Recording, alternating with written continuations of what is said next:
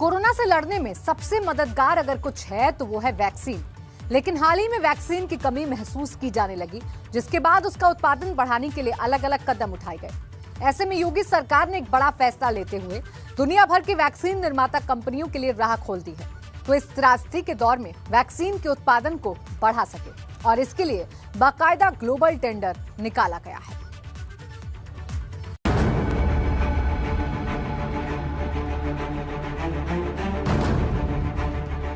Corona की इस दौर में बिखरती हुई सांसों के बीच सबसे ज्यादा जरूरत महसूस होने लगी इस कोरोना के खिलाफ युद्ध का व्यापक आगाज करने वाली वैक्सीन की, जिसको लेकर लगातार प्रयास किए जा रहे हैं। और इन सब के बीच योगी सरकार के एक प्रयास के जरिए वैक्सीन की किल्लत को दूर करने के लिए बड़ा कदम उठाया है। त्रासदी में आगे आई योगी सरकार। महामारी पर अब तक का सबसे बड़ा वार। सीएम योगी आदित्यनाथ ने वैक्सीन की किल्लत को खत्म करने के लिए एक बड़ा कदम उठाया, जो मानव सभ्यता को बचाए रखने में कारगर हुआ। दरअसल योगी सरकार ने वैक्सीन के लिए ग्लोबल टेंडर निकाला, जिससे इस आपातकाल में विदेशी कंपनियां भी वैक्सीन बनाने का काम कर सकेंगी। यही नहीं, दुनिया की और भी वैक्सीन निर्माता कंपनियां पार्टिसिपेट कर सकें।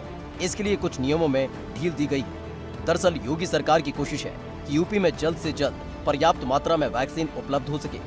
इसके लिए अमेरिका की फाइजर और मॉडर्ना जैसी विश्व स्तरीय वैक्सीन निर्माता कंपनियां भी इस ग्लोबल टेंडर में शामिल हो सके। इसके लिए टेंडर के कुछ टेक्निकल पॉइंट्स में चेंज किया गया। कोरोना के खिलाफ उठाया सख्त कदम। कोरोना महामारी तोड़ देगी दम। दरअसल योगी सरकार ने कोरोना वैक्सीन के ग्लोबल टेंडर की शर्तों को अब और आसान बना दिया।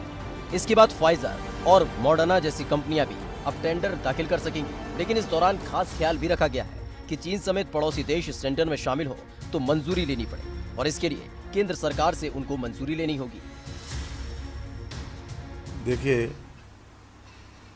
हिंदुस्तान की जो वैक्सीन्स हैं वो हमने 1 मई को टीकाकरण कराने के लिए उसका ऑर्डर प्लेस किया, और साइमल्टेनियसली ये भी विचार बना माननीय मुख्यमंत्री जी की अध्यक्षता में जो रोड मीटिंग होती है कि ग्लोबल टेंडर फ्लोट करना चाहिए।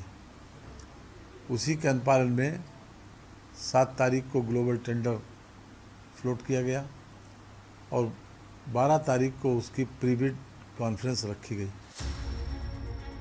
दरअसल योगी सरकार ने जो ग्लोबल टेंडर निकाला है उसके तहत निविदा राशि को घटाकर 16 करोड़ से 8 करोड़ किया है। वहीं 2 से 8 सेल्सियस डिग्री पर वैक्सीन स्टोर की शर्त से भी छूट दी है। -20 से -80 डिग्री पर स्टोर करने वाले भी इसमें हिस्सा ले सकेंगे, जिससे फाइजर और मॉडर्ना जैसी कंपनियों के लिए राह खुल चुकी है। आपको बता दें कि 7 मई को योगी सरकार ने ये ग्लोबल टेंडर निकाला था। ग्लोबल टेंडर निकालने के बाद इसी सिलसिले में बैठकों का दौर शुरू हुआ और सीएम योगी ने इस दौरान वैक्सीन निर्माता कंपनियों के प्रतिनिधियों के साथ बैठक की थी। बैठक में Pfizer, Johnson and Johnson, serum institute, Bharat biotech के प्रतिनिधि शामिल हुए थे। इसके साथ ही जाइडस कैडिला और डॉक्टर रेड्डीज लैब के प्रतिनिधि भी इस बैठक में शामिल हुए थे। वैक्सीन के निर्माण से लेकर उसे वेयर हाउस तक सुरक्षित पहुंचाने की जिम्मेदारी वैक्सीन निर्माता कंपनी की होगी। यही नहीं, चीन जैसे देशों के लिए इस टेंडर में राह आसान नहीं है, क्योंकि चीन समेत भारत के पड़ोसी देशों की कंपनियों को वैक्सीन सप्लाई के लिए केंद्र सरकार के प्राधिकारी के पास रजिस्टर्ड होना होगा। वहीं वैक्सीन के लिए बनाई गई ग्रुप ऑफ मिनिस्टर्स कमेटी के अध्यक्ष सुरेश खन्ना का कहना है कि इस वक्त लोगों की जान बचाना ज्यादा जरूरी है। इसके आगे पैसा कुछ भी मायने नहीं रखता। प्रीबिड कॉन्फ्रेंस में कुछ चीज़ों में ढील दी गई, जैसे अर्नेस्ट मनी जो अभी तक 16 करोड़ रुपए का प्रोविजन किया गया था, उसमें 8 करोड़ रुपए कर दिया गया ताकि लोग आ सकें। और जो भी कंपनियां आएंगी उसके लिए हमने फैसिलिटेट करने का भी मन बनाया है कि भाई उनको किसी प्रकार की असुविधा न हो। मिसाल के तौर पर जो फाइजर और मॉडर्ना की जो वैक्सीन है, जॉनसन एंड जॉनसन की या फाइजर की जो वैक्सीन है, उसके लिए एक विशेष प्रकार के टेम्परेचर में रखने का प्रोविज़न है। फिलहाल योगी सरकार की इस बदली हुई नीति ने उम्मीद की एक किरण दिखाई है, क्योंकि देश में वैक्सीन की किल्लत महसूस की जा रही है, जिसका असर वैक्सीनेशन प्रोग्राम पर देखने को मिल रहा है।